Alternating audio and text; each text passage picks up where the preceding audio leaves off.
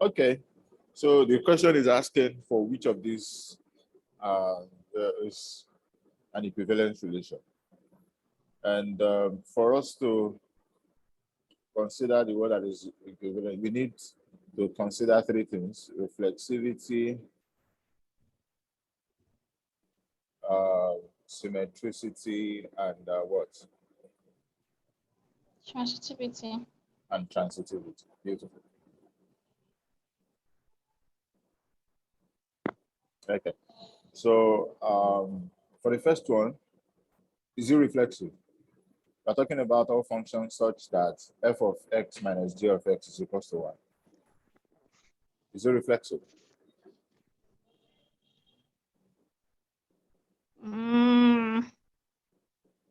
For it to be reflexive, what does it mean for these kinds of relation to be reflexive? We are talking about f comma f. We want to have f comma f. Yeah. For us to have f comma f, then it will mean that f of x minus f of x is equal to what? 1. 1. Is this possible?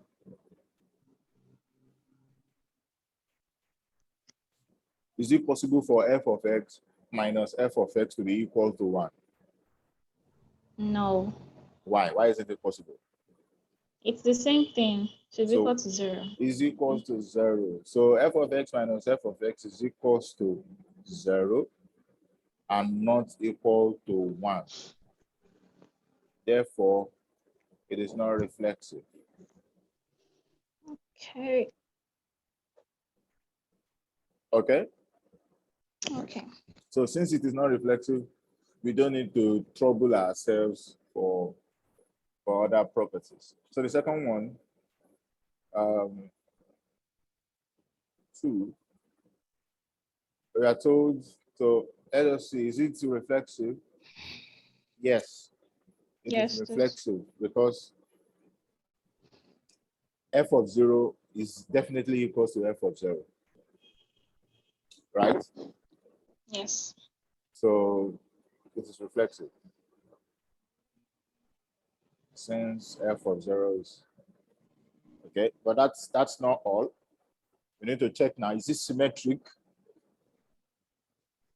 So if f is related to g, does it imply that g is related to f? And the answer is yes. Why? Because what does it mean for f to be related to g? It means f of 0 is equal to g of 0, or f of 1 is equal to g of 1, according to how it is defined. Are you following? Okay. And since it is a quality, if f of 0 is equal to g of 0, what does it mean? It means g of 0 is equal to f of 0, right? Yes. Or g of 1 is equal to f of 1, right? Yes. And this automatically implies that g is related to f. Okay? Okay. Okay. So it's almost looking like it is equivalent. But we have to try one more thing. And what is that? We have to try transitivity. Okay? Okay, sir. So what does transitivity ask us to check? So f related to g. So we assume s is related to g and g is related to h.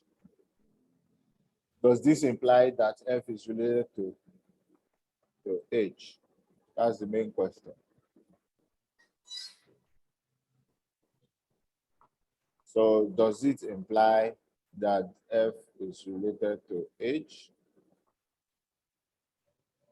So the answer is no, and I'm going to use a counter example. Okay, so uh, the relation is defined. This is too big, so let me make it smaller.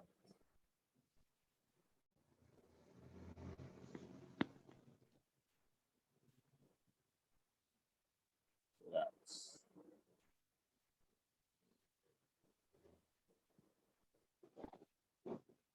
okay.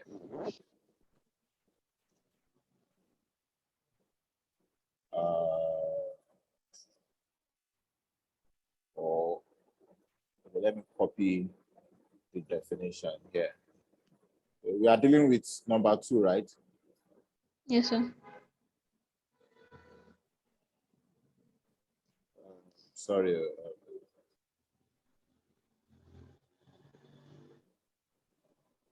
Okay, Control C.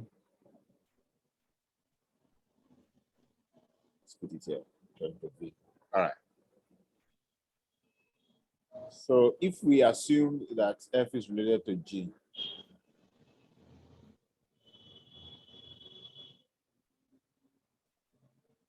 Control X, Control V.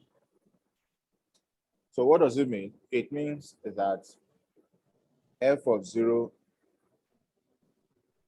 is equals to G of 0, or F of 1 is equals to G of 1, right? That is what this one means. Yes. And what does this one mean? It means G of 0 is equals to H of 0, or G of 1 is equals to H of 1. H of 1.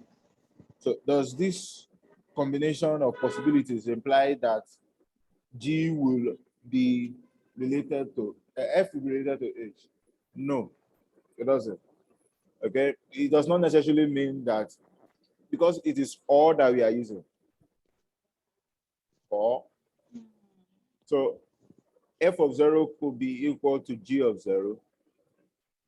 Okay, and G of 1 could be equal to H of 1. It does not mean that F of 0 is equal to H of 0.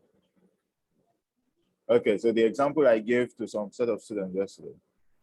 So let's assume F of 0 is a constant. So F of 0 is equal to 1. Okay? Are you with Okay. me? And Yes. let me say F of X. Let's use F of X first. F of X. Do you know what it means for F of X to be equals to 1? What type of function is that? Type of function is that? I don't understand the question. What does it mean? What type of function is F of X equals to 1? How will the graph look like? That would be subjective. Any function that looks like F of X is equals to C, a number. Okay, that does not have, that does not depend on X. It's called a constant function. Yeah. So why is it called a constant function? So whether you do F of 0 or F of 100 or F of 75, the answer is going to be C. So the graph is just going to be a horizontal line. Are you with me? Yes. So F of X is equals to 1. So in particular, F of 0 is equals to 1. Okay? Okay. Then consider G of X to be equals to X plus 1. So what will be G of 0?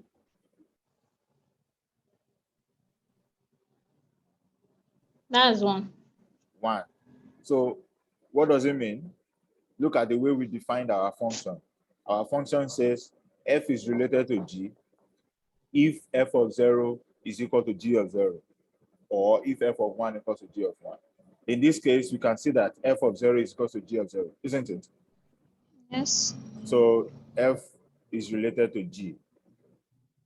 So consider H of X is equal to 2. Another constant function. Are you following? Yes, sir. So what is H of 1?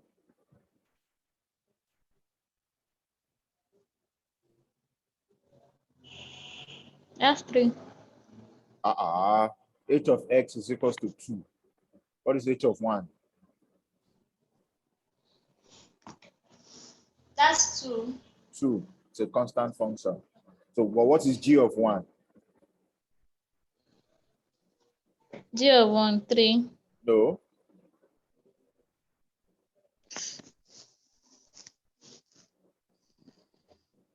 G of 1 is what? G of x is x plus 1. So what is G of 1? That's 2. 2. So what can we infer from that? So you can see that G of 1 is 2, H of 1 is 2. And according to our relation, if f of 1 is equal to G of 1, then f and G are related. So G of 1 is related to H of 1 because both of them are equal. So this means G is related to H under the same definition of this relation. Are you following? Okay. So F is related to G, G is related to H. For you to be transitive, what should happen? Ordinarily, F should be related to H, isn't it? H, yes. But for F to be related to H, according to this definition, F of 0 must be equal to G of 0, of H of 0, or F of 1 must be equal to H of 1, right? Mm-hmm. But in this case, F of 0, is it equal to H of 0? What is F of 0? 1. What is H of 0? That's 0. Oh, now.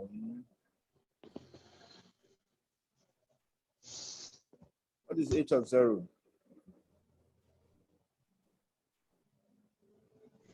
I don't know. What is H of x? How did you define H of x? So x is 2. What does it mean for H of x to be 2? That means it's a constant. Okay. So what is H of 0? 2. Do you know now? Yes. Okay. So ouch. Give me a minute.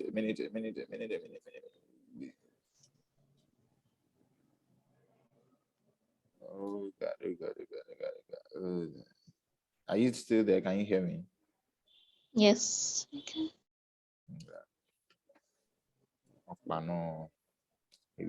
And the school internet will go off. Okay, now switched to my own internet now, so it should be fine. Okay, so f of 0 is 1, h of 0 is 2. So f of 0 is not equal to h of 0. So it means f is not related to h using the first condition. Okay, if that one does not work, what about 1 and 1? So what is f of 1? F of 1 is what? 1. What is h of 1? 2. 2. So neither of them are equal. Okay? So these are not equal. So it means it is not what? It is not transitive. Do you understand? Yes. Question. Okay. Why is g of x equal to x plus 1? I'm defining it. I'm using a counter example. Okay. So I'm defining functions.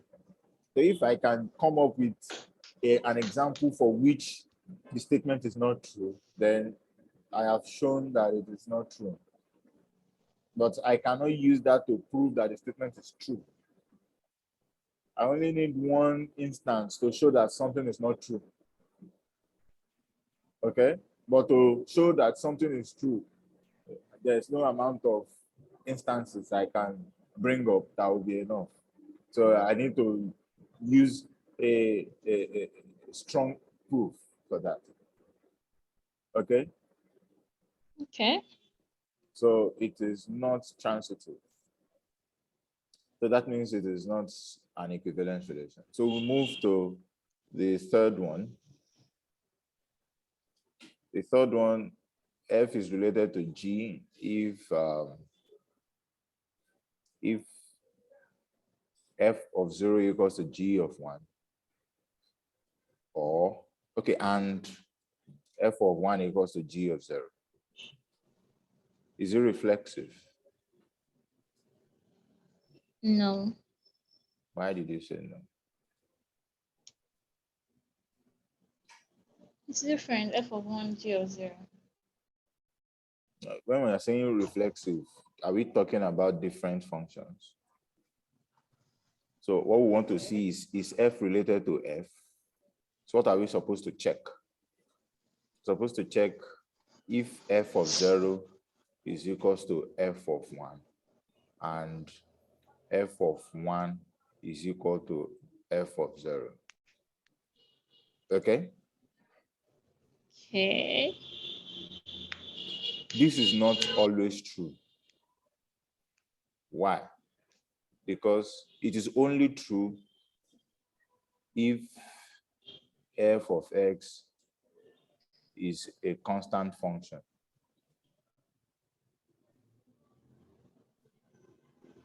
Do you understand? Yes. The only time F of 0 will be equal to F of 1, okay, is when F of X is a constant function. Okay, or let's say a periodic function. Okay, those are the only two times. Do you know the meaning of a periodic function? No.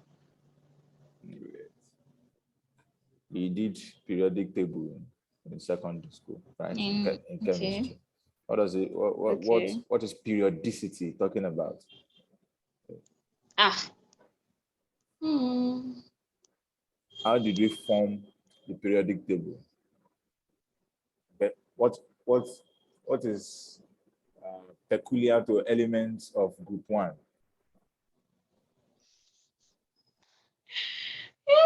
I think they are group one. You know, Yes. I know that alkalinity. yeah, you're going there. I don't remember. So when we're talking about periodicity, something that happens after a certain period. Okay, so all elements in group 1 are grouped together in group 1 because they all have one atom in their outermost shell. So it means after a while, we are going to come back to the same property. So lithium, for instance, okay, 2,1. So we continue going. So when we get to sodium, you see 2,8,1. Okay, so it's there's a pattern. There's a period. After a particular period, okay, we come back to having 1. Okay, so we group them together because they have some similarities in their properties. So a periodic function is a function whose properties are exactly the same after a particular period. So f of x is equals to f of x plus p. Are you with me?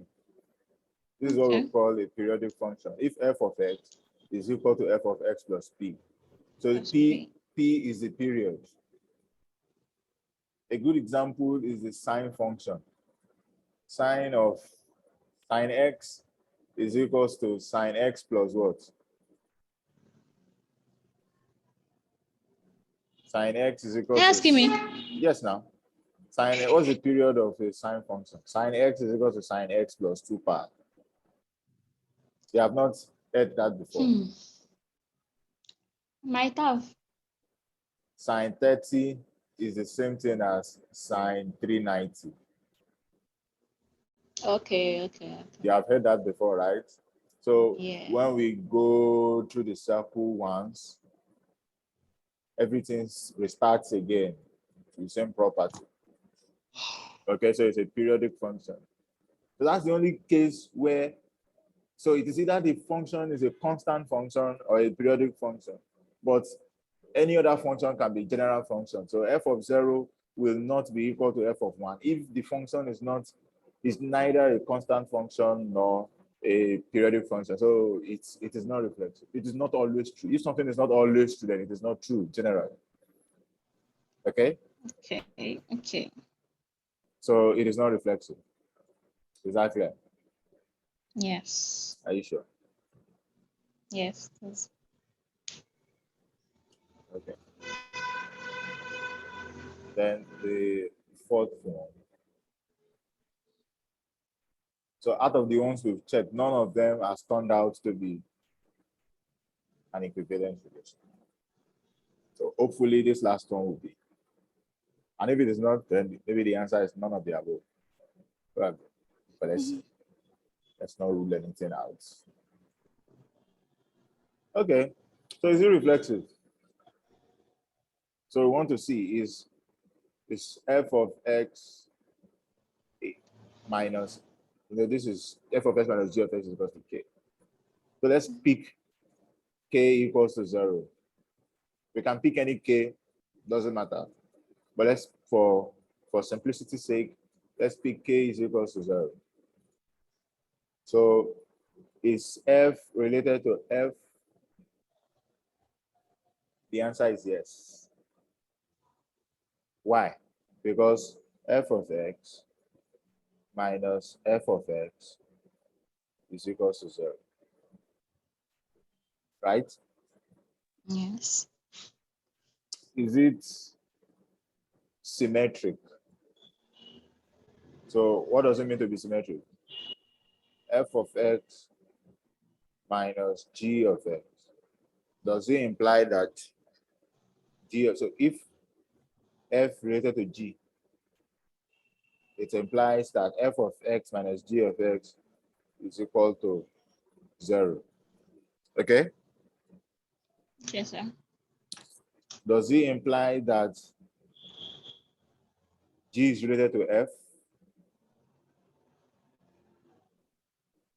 No. Because g of x minus f of x, okay? If f of x minus g of x is equal to 0, are you following? Yes. Oh, then g of x minus f of x is also equal to 0. So we are on track. Okay? Kò tí ì yé o, Okay. kò tí ì yé o, kò tí ì yé o. Ó máa sọ pé To okay. give me, wait. You just made I get now g of x here, then f of x.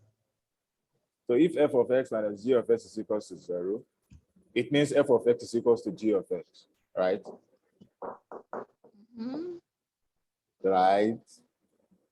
Right. If f of x minus g of x is equal to 0, a lè gbé minus g of x also kejì lọ́run to give us g of x. The only way, the difference between two numbers will give us 0 is if they are the same thing.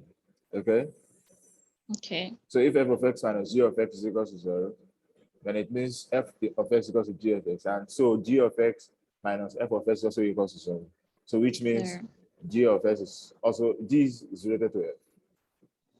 Okay? Okay. So it is reflexive, it is symmetric. So let us now test transitivity. Automatically, anything that has to do with equality will be transitive. But let's see. F is related to G and G is related to H. So if F is related to G, it means F of X minus G of X is equal to 0. Okay, because we have chosen K to be 0. Answer. Okay, so G Okay. of G of X minus H of X is also equals to 0. There. So for F to be related to H, we have to know that F of X minus H of X is equal to 0. Okay, let's check. Is that true? How can we know that F of X minus H of X is equal to 0? Very simple. So we have F of X minus G of X is equal to 0. We also have G of X minus H of X is equal to 0. So let's add the two together. If we add the two together, what are we going to get? Minus G we cancel plus G. Two. Then F of X minus H of X is equal to 0. That's 0. So it means F is related to H. Okay. Sorry, F is related to H. So that will be F, comma H. So that is transitive. So it is symmetric, it is reflexive, and it is transitive. So automatically, R is an equivalence relation.